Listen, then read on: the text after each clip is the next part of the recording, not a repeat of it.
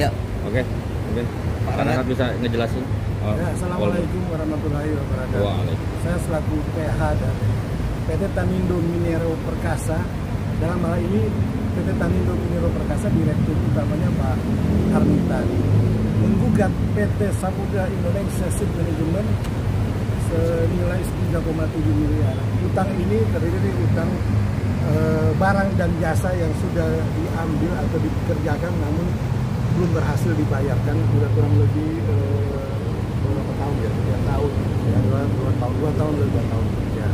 Hari ini sidang pertama yang sudah dilakukan dan sudah didaftarkan berdasarkan register perkara nomor 380 PDTG 2025 PN Jakarta Barat sebagai tergugat PT Samudra Indonesia Ship Management dan turut tergugat PT Pertamina International Shipping ya, shipping.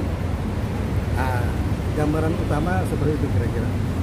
Ya, jadi sebetulnya saya hubungan kerjasama dengan Samudra Indonesia udah lumayan lama ya, tetapi yang ini saya lihat kasusnya udah 3 tahun belakangan. Untuk kasus yang satu ini aja mereka berkeberatan untuk membayar. Jadi saya pihak ketiga, Samudra Indonesia pihak kedua, sedangkan pihak pertama itu Pertamina International Shipping. Jadi di sini Pertamina International Shipping menyerahkan kapal ke Samudra Indonesia untuk di manajemen. Dan setelah itu Samudra Indonesia membeli spare part untuk memperbaiki kapalnya Pertamina International Shipping. Lantas ada masalah di kapal itu. Kebetulan saya hanya supplier di situ. Ada masalah hingga kapal itu mungkin tergantung-gantung 2 tahunan mungkin. Nah, dari situ ada kerusakan yang parah di kapal itu hingga tertundalah semua pembayaran dengan alasan menunggu asuransi. Nah, setelah asuransi dibayar oleh pihak Pertamina International Shipping, saya tidak kunjung dibayar juga. Ada dibayar tetapi dicicil seperti itu. Harusnya kan mereka sudah dibayar sekitar 21 miliar, mereka membayar saya hutang-hutang lunas, dibayar lunas. Sebetulnya sih uangnya nggak seberapa ya. Saya pernah bisnis yang jauh lebih besar lagi di Samudra seperti itu. Tetapi dengan jawaban mereka dari pihak Samudra Indonesia menjawab, kami tidak harus membayar ke perusahaan saya karena PO-nya sendiri atas nama Samudra Indonesia.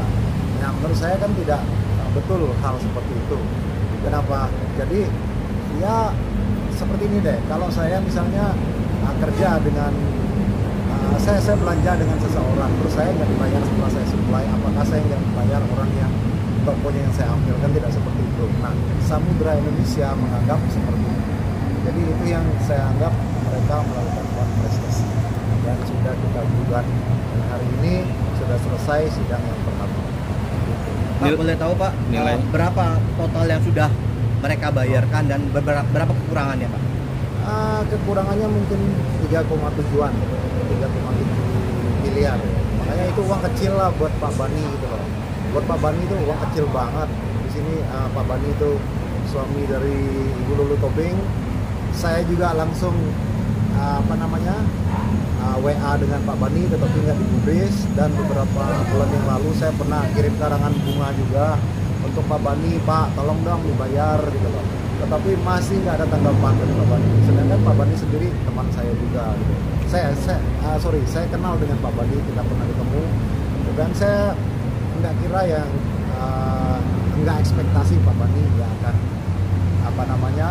menjawab WA saya. Ya saya pikir ya ini jalan terakhir, saya nggak mau ribut-ribut karena ini uangnya kecil, nilainya kecil gitu loh, nggak seberapa banget, hingga akhirnya harus ke pengadilan. Itu sih saya cuma minta hak saya aja sebagai pengusaha. Sebelumnya sempat ada pertemuan atau komunikasi dalam arti sebelum akhirnya masuk ke ranah hukum ya, ada pertemuan segala macam. Apa cuman kontak tapi tidak dibalas atau gimana? Pernah sih. Pernah kita ketemu, tetapi perwakilannya dia, representatifnya dia beberapa berapa mungkin ada 2 kali ketemu, tetapi dari pihak mereka menyatakan oke, nanti kami urus lagi di asuransi. Begini udah ceritanya.